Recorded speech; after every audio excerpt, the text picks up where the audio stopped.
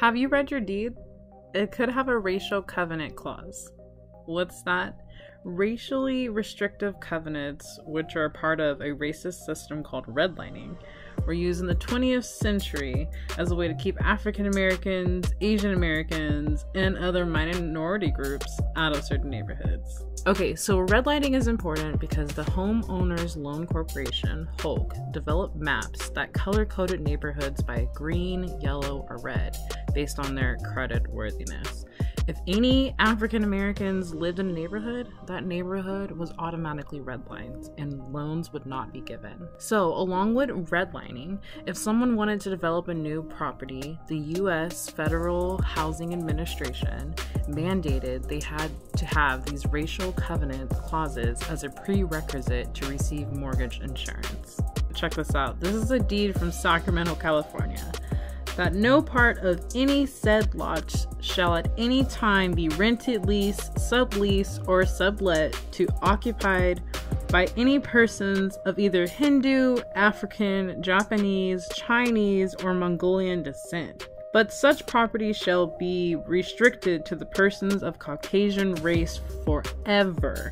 Forever, ever, forever, ever, forever, ever. Okay, Bay Area, you're up next. This is a deed that specifically has a clause, occupancy by certain races prohibited. No lot, nor plot, nor residential building in this tract shall be used, occupied, nor resided upon by persons not wholly of the white Caucasian race, except servants or domestically employed. So, slaves. So here's one from Los Angeles County.